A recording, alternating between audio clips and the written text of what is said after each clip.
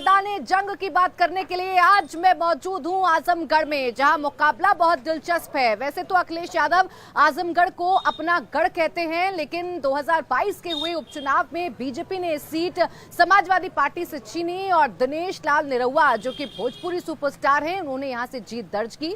1.5 साल का उनका कार्यकाल है और एक बार फिर दिनेश लाल निरहुआ को ही चुनावी मैदान में भारतीय जनता पार्टी ने उतारा है। उनके सामने मुकाबले में है अखिलेश यादव के चचेरे भाई धर्मेंद्र यादव। यहां मुकाबला कितना कड़ा है, कितना दिलचस्प है, यही आपको बताने की कोशिश करेंगे। सुबह सुबह आजमगढ़ का मिजाज क्या है और चाय की चुस्कियों पर क्या चर्चा होती है, यहां आजमगढ़ के लोगों से सीधा जानेंगे। क्योंकि जब से चाय वाले के पास हम आए हैं, तब से यहां लोगों के बीच में सियासत की भी चर्चा हो रही है, पूरे देश की राजनीति की भी चर्चा हो रही है। यानी सुबह सुबह चाय की चुस्की के साथ फ्रेश भी हो रहे हैं और साथ ही साथ सियासत किस ओर करवट ले रही है, ये भी यहाँ के लोग बात कर रहे हैं। क्या नाम है आपका?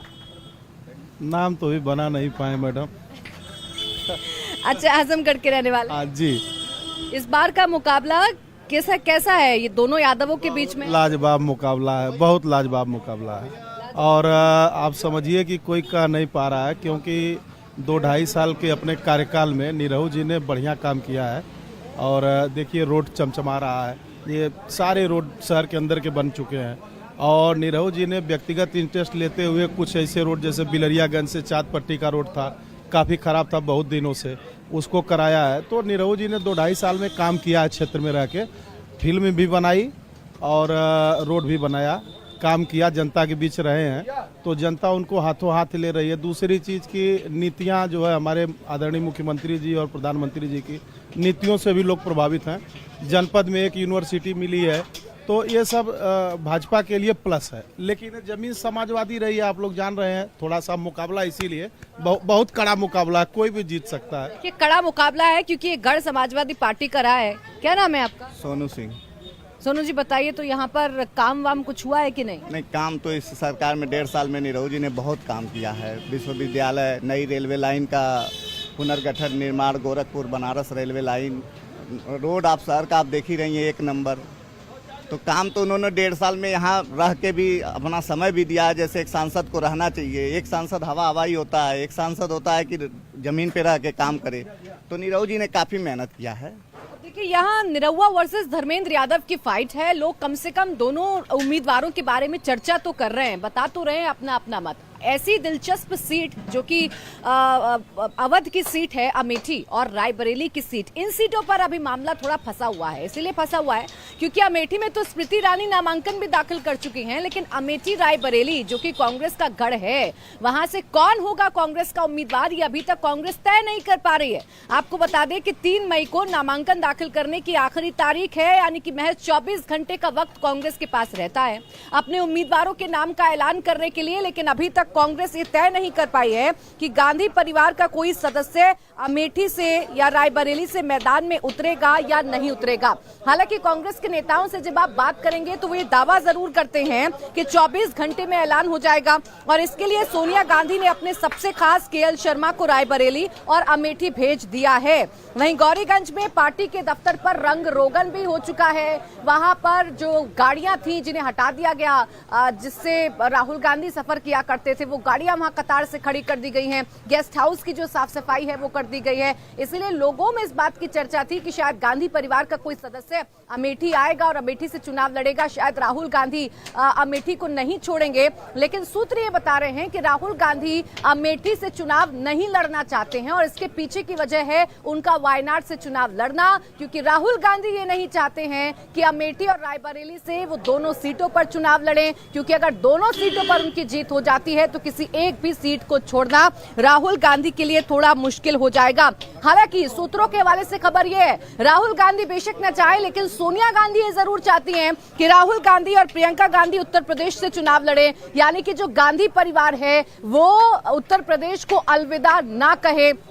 ये कम से कम सोनिया गांधी चाहती हैं। आपको बता दें कि राहुल गांधी 2 सीटों से चुनाव नहीं लड़ना चाहते हैं। उत्तर प्रदेश से गांधी परिवार के सदस्यों के चुनाव ना लड़ने से देश भर में खराब मैसेज जाएगा। ये सोनिया गांधी बखूबी जानती है, कांग्रेस पार्टी बखूबी जानती है। इसीलिए अभी तक कश्मकश की स्थिति है। इसीलिए अभी तक ये तय नहीं हो पा रहा है कि अमेठी और रायबरेली से चुनाव कौन लड़ेगा। अमेठी में स्मृति ईरानी नामांकन दाखिल कर चुकी हैं। रोड शो के जरिए अपनी शक्ति का एहसास जो है स्मृति ईरानी वो करा चुकी हैं। लेकिन अभी तक अमेठी, जिसे राहुल गांधी या गांधी परिवार अपना गढ़ कहता है, उस अमेठी से अभी तक उम्मीदवार नहीं उतार पाए हैं। सोनिया गांधी या फिर राहुल गांधी या फिर प्रियंका गांधी, अभी तक ये तय नहीं हो पाया है कि गांधी परिवार का कोई सदस्य चुनाव लड़ेगा या नहीं लड़ेगा। जन भावना है कि गांधी परिवार का लड़े और मेरी भी यही भावना है कि गांधी परिवार से यहाँ लड़े तो अच्छा इलेक्शन होगा। हम लोगों के पब्लिक हमारी इलेक्शन लड़ेगी अगर मान लो ये है तो। लेकिन अभी तक निर्णय नहीं हुआ। लेकिन क्योंकि हमको चुनाव नामांकन तो 3 तक ही है तो तैयारी भी तो होनी है। तो आज मैं इस तरह से दोनों जगह तैयारी मीटिंग में आया कि जो निर्णय होगा कांग्रेस के प्रत्याशी का, उसका हमको नॉमिनेशन तो कराना है ना। तो उसके लिए हम लोगों ने तैयारी मीटिंग के लिए आज मीटिंग बुलाई थी और वर्कर उत्साहित है कि ये इलेक्शन हमको बहुत ही आसान पड़ेगा अगर गांधी परिवार है। तो देखिए, कार्यकर्ता ये चाहते हैं कि राहुल गांधी या फिर गांधी परिवार का कोई भी सदस्य अमेठी और रायबरेली से कम चुनाव लड़े। गांधी परिवार, जिसका कई दशकों से अमेठी और रायबरेली से नाता रहा है, ये नाता ना टूटे और उत्तर प्रदेश को अलविदा ना कहे गांधी परिवार। और ऐसा दबाव अखिलेश यादव भी राहुल गांधी पर लगातार बना रहे हैं। इन सब के बीच कांग्रेस जो है वो मुश्किल में फंसी हुई है। मल्लिकार्जुन खड़गे उम्मीदवारों के नाम पर मुहर नहीं लगा रहे हैं। वहीं बीजेपी ये दावा कर रही है कि कांग्रेस को पता है कि इस बार अमेठी और रायबरेली दोनों ही सीटों से कांग्रेस को हार का सामना करना पड़ेगा। कांग्रेस अध्यक्ष जी को पूरा अधिकार सौंपा है कि वो जल्द से जल्द अमेठी और रायबरेली के जो कांग्रेस पार्टी के उम्मीदवार हैं उसकी घोषणा करें। मेरा ये मानना है कि अगले 24 घंटे के अंदर कांग्रेस अध्यक्ष इसकी घोषणा करेंगे। और उत्तर प्रदेश में तो हमारी विधानसभा में 403 विधायकों का चुनाव होता है जनता के द्वारा। कांग्रेस को उत्तर प्रदेश की जनता ने कितनी सीट दी मालूम है? 2।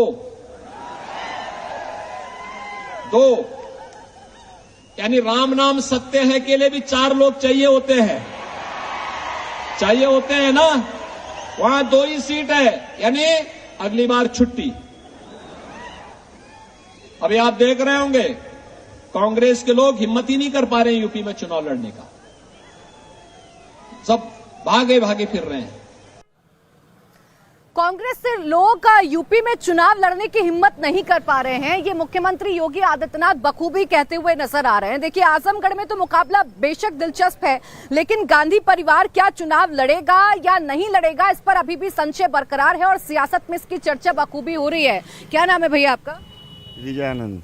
देखिए, आजमगढ़ का तो माहौल हम जान रहे हैं, लेकिन अभी गांधी परिवार पर मुख्यमंत्री योगी आदित्यनाथ हमला बोल रहे थे कि उनकी हिम्मत नहीं है कि वो यहाँ से चुनाव लड़े। ऐसा लग रहा है यहाँ से लड़ ही नहीं पाएंगे ना। अमेठी रायबरेली, हाँ, इसीलिए तो वायनाड भाग गए ना। वायनाड से लड़ रहे हैं ना, तो इसीलिए तो भाग गए ना कि यहाँ से लड़ेंगे तो हार जाएंगे, इसलिए वायनाड चले गए। लड़ना चाहिए कि नहीं अमेठी राय? नहीं, लड़ना चाहिए। हाँ, उनकी पुश्तैनी सीट है और क्या। क्या भैया? अगर डेवलपमेंट करना, उनको आगे बढ़ना है तो राहुल जी को लड़ना चाहिए। हाँ, हार या जीत जो भी हो उससे नहीं मतलब है, लेकिन लड़ना चाहिए, क्योंकि वहाँ की जनता धीरे धीरे भूल जाएगी। फिर चूंकि उनकी पारिवारिक सीट है जो है, तो उनको हटना नहीं चाहिए। अब देखिए, पारिवारिक, देखिए गलत संदेश जाएगा, ये लोग भी समझते हैं और ये कांग्रेस पार्टी भी समझती है। लेकिन इसके बावजूद अभी तक अमेठी और रायबरेली पर कोई फैसला कांग्रेस पार्टी कर नहीं पा रही है। एक तरफ अमेठी रायबरेली को लेकर पेंच फंसा हुआ है, तो दूसरी तरफ गृह मंत्री अमित शाह के एडिटेड वीडियो को लेकर भी मुश्किलें बढ़ती जा रही हैं उन तमाम लोगों की जिन्होंने ये एडिटेड वीडियो अपने सोशल मीडिया अकाउंट से शेयर किया था। लगातार इस मामले में पुलिस एक्टिव है और पुलिस लगातार इस मामले में एक्शन जो है वो फिलहाल ले रही है। आपको जानकारी दे दें कि कांग्रेस समेत विपक्ष के कई नेताओं पर ताबड़तोड़ एक्शन हो रहे हैं। इस वीडियो को सोशल मीडिया पर शेयर करने के मामले में दिल्ली पुलिस लगातार एक्शन ले रही है। पुलिस ने अब झारखंड कांग्रेस के अध्यक्ष राजेश ठाकुर, नागालैंड प्रदेश कांग्रेस के अध्यक्ष खरीदी थेउनियो और समाजवादी पार्टी के नेता मनोज काका को नोटिस भेजकर आज हाजिर होने को कहा है। इस बीच सोशल मीडिया प्लेटफॉर्म एक्स ने झारखंड कांग्रेस का हैंडल भी बंद कर दिया है। इन तीनों नेताओं को आज दिल्ली पुलिस की IFSO यूनिट के सामने पेश होना है, लेकिन वो अपने वकीलों से बात कर रहे हैं कि उन्हें पेशी से छूट कैसे मिल सकती है। तो आप देख सकते हैं कि फिलहाल विपक्ष के नेताओं की मुश्किलें बढ़ रही हैं एक ऐसे वीडियो को लेकर जिसे एडिटेड वीडियो बताया गया गृह मंत्री अमित शाह का। इस पर लगातार पुलिस एक्शन कर रही है। अभय पाराशर मेरे सहयोगी इस वक्त जुड़ गए ज्यादा जानकारी के साथ। अभय बताइए जरा, पुलिस का एक्शन कहां तक पहुंचा है और किन किन नेताओं की मुश्किलें अभी और बढ़ सकती हैं? देखिए बिल्कुल प्राची, अगर हम बात करें चाहे तेलंगाना कांग्रेस के लोग हों या फिर झारखंड कांग्रेस के अध्यक्ष और इसके अलावा नागालैंड कांग्रेस के अध्यक्ष, इन सभी की मुश्किलें बढ़ सकती हैं, क्योंकि जो नोटिस सर्व किया गया है उस नोटिस में आपको अपना पक्ष देखना जरूरी है। और अगर आप नहीं आते हैं या अपने वकील को भेजते हैं और अगर उनके जवाबों से दिल्ली पुलिस संतुष्ट नहीं होती है तो आपको दोबारा सम्मन भेजा जाएगा। अगर आप 2-3 सम्मन पर पेश नहीं होते हैं तो पुलिस कोर्ट जा सकती है और कोर्ट से ऑर्डर करवा सकती है कि आप पूछताछ के अंदर शामिल हो या फिर कोर्ट में आपको बुलाया जा सकता है। इस पूरे मामले के अंदर देखा गया कि द्वारका के अंदर जो IFSO यूनिट है, जो तेलंगाना के CM हैं, उन्हें तेलंगाना कांग्रेस के प्रेसिडेंट के तौर पर पेश होना था। हालांकि वो कल पेश नहीं हुए। उनकी वकील पहुंची और वकील ने अपना एक पक्ष रखा और ये कहा कि जो ट्विटर हैंडल है तेलंगाना कांग्रेस का, वो डायरेक्ट CM यानी कि जो वहाँ के प्रेसिडेंट भी हैं कांग्रेस के, वो नहीं चलाते हैं। लेकिन आज जिस तरीके से झारखंड कांग्रेस के अध्यक्ष और इसके अलावा नागालैंड कांग्रेस के अध्यक्ष को बुलाया गया है, अब देखना ये है कि क्या ये लोग आते हैं या फिर शुरुआत में जिस तरीके से इनके पास एक लीगल राइट होता है कि आप अपने वकील को भेज सकते हैं अपना पक्ष रखने के लिए। ये तमाम वो लोग हैं प्राची जिन्होंने गृह मंत्री अमित शाह का जो एडिटेड वीडियो था उसे किसी ना किसी तरीके से सर्कुलेट किया था, या तो उसे रीट्वीट किया था या फिर उस पर कोई कमेंट किया था और कैप्शन लिखा गया था। अपना पक्ष कैसे रखेंगे ये तो इनका अधिकार है, चाहे अपने वकीलों को भेजें या खुद अपना जो जवाब है वो सबमिट किया जाए। लेकिन देखिए, विपक्ष इस मामले में भी अब है नैरेटिव गढ़ने की कोशिश तो कर ही रहा है। आरोप सीधा लगाए जा रहे हैं कि झूठ बोलने वाली पार्टी अब हमें बताएगी कि हम कितना झूठ बोल रहे हैं और कितना सच बोल रहे हैं। देखिए बिल्कुल आरोप तमाम तरीके के लगाए जा रहे हैं, लेकिन जो दिल्ली पुलिस के सूत्र हैं प्राची, जो एक नोटिस सर्व किया गया है वो CRPC 160 और 91 के तहत किया गया है। ये जो नोटिस है वो इसलिए सबसे ज़्यादा अहम हो जाते हैं कि आपने जो भी एडिटेड वीडियो सर्कुलेट किया वो इस मंशा से सर्कुलेट किया कि उससे कहीं ना कहीं जो समुदाय है, जो जातियां हैं, उनमें कोई ना कोई मतभेद हो सकता था, जिस वजह से प्रॉब्लम हो सकती थी। और इसी वजह से जो नोटिस भेजा गया है, अब अपना पक्ष रखना जरूरी है। और दिल्ली पुलिस ये चाहती है कि जिस मोबाइल फोन या जिस गैजेट से ये एडिटेड वीडियो सर्कुलेट किया गया उसकी जांच कर ली जाए कि मंशा क्या थी। और वो तभी पूरा हो पाएगा जब इन तमाम लोगों ने जिन्होंने सर्कुलेट किया, और ये ज्यादातर वो लोग हैं, इसमें कुछ समाजवादी पार्टी के यूपी के कुछ नेता भी हैं, लोकल लीडर्स भी हैं, कार्यकर्ता भी हैं, जिन्होंने सिर्फ रीट्वीट नहीं किया बल्कि कैप्शन लिखकर इसे बाकायदा सर्कुलेट करने की कोशिश की। तो अब जब इन लोगों से पूछताछ हो जाएगी उसके बाद इस एडिटेड वीडियो को सर्कुलेट करने की इलेक्शन के दौरान क्या मंशा थी वो सामने आएगी। प्राची, ठीक है, यानी ये वीडियो विपक्ष ने सर्कुलेट तो इस वजह से की थी ताकि माहौल बनाया जा सके इन चुनावों में, लेकिन फिलहाल यही वीडियो विपक्ष के गले की फांस बन रही है, मुसीबतें बढ़ रही हैं। भाई बहुत शुक्रिया आपका तमाम जानकारी के लिए। तो देखिए, एक एडिटेड वीडियो को लेकर तो लगातार सियासत हो ही रही है, लेकिन इस बीच लगातार अगले चरणों के चुनाव के लिए नामांकन की जो प्रक्रिया है वो लगातार जारी है। कल देखिए आजमगढ़ सीट से दोनों प्रत्याशी दिनेश लाल निरहुआ और धर्मेंद्र यादव ने अपना नामांकन दाखिल किया था, और आज बिहार की 2 हाई प्रोफाइल सीटों से भी नामांकन होने जा रहा है। एक तरफ हाजीपुर से एलजेपी के उम्मीदवार चिराग पासवान, जिन पर रामविलास पासवान की विरासत को बचाने की चुनौती है, तो दूसरी तरफ सारण सीट पर आज राजीव प्रताप रूडी पर्चा दाखिल करेंगे। रूडी तीसरी बार जीत को लेकर आश्वस्त नजर आ रहे हैं, यानी कि वो हैट्रिक लगाने की कोशिश करेंगे, लेकिन इस बार उनका जो मुकाबला है वो लालू प्रसाद यादव की बेटी से है, क्योंकि लालू के गढ़ में ही चुनौती दे रहे हैं राजीव प्रताप रूडी। 2014 और 2019 पे राजीव प्रताप रूडी ने जीत हासिल की थी, लेकिन इस बार उनके सामने लालू की बेटी सारण से ताल ठोक रही हैं।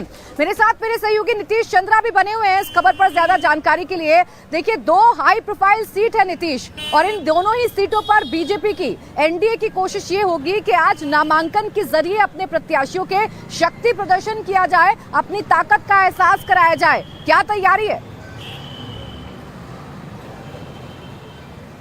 जी हाँ, बिल्कुल, दोनों ही सीटें एनडीए के लिए काफ़ी अहम है। 2 बड़े चेहरे बिहार से चिराग पासवान और राजीव प्रताप रूडी दोनों नॉमिनेशन फाइल करने जा रहे हैं, और जाहिर है एक प्रतिष्ठा का सवाल भी है चिराग पासवान का। आपको याद होगा हाजीपुर की सीट के लिए परिवार में ही चाचा से किस तरह से उनकी जो है बगावत चल रही थी। चाचा लगातार ये जिद कर रहे थे, आखिरकार ये सीट उनको मिली है। और एनडीए ने जब चिराग से गठबंधन किया है तो ऐसे में जो पासवान वोट बैंक है जिस पर चिराग का दावा है, उसके लिए एक बड़ी जिम्मेदारी है, उसकी परीक्षा होनी है। तो चिराग पासवान के लिए हाजीपुर काफ़ी अहम, और रामविलास पासवान इसी सीट से लगातार लड़ते रहे।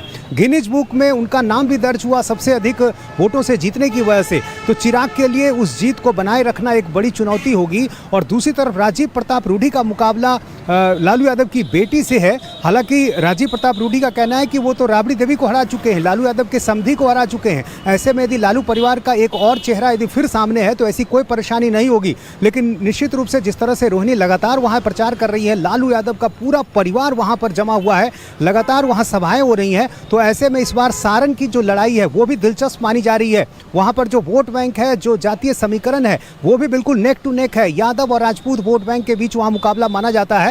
और यदि हम हाजीपुर की बात करें तो यहाँ 2 दलित जातियां हैं, पासवान और रविदास, उनके बीच मुकाबला माना जाता है। आरजेडी ने रविदास चेहरे को मैदान में उतारा है, और चिराग पासवान जाहिर है खुद पासवान जाति से आते हैं। तो ये देखना बड़ा दिलचस्प होगा कि तमाम जो दूसरी जातियां हैं जो गठबंधन जिस पर दावा करती हैं, उनका सहयोग किसको कितना मिल पाता है। तो ऐसे में जब यहाँ चुनाव होंगे तो जाहिर है ये चीजें देखने को होंगी। बिल्कुल, देखिए, इन दोनों ही सीटों पर मुकाबला बड़ा दिलचस्प है, लेकिन आज दोनों ही प्रत्याशी नामांकन दाखिल करेंगे। चुनौती बहुत है क्योंकि इस बार अपने स्ट्राइक रेट को बीजेपी मेंटेन रखना चाहेगी, एनडीए मेंटेन रखना चाहेगी, और एक सीट जो एनडीए से बिहार में छूटी थी 2019 के चुनावों में, इस बार वो सीट भी जीतने की कोशिश की जाएगी।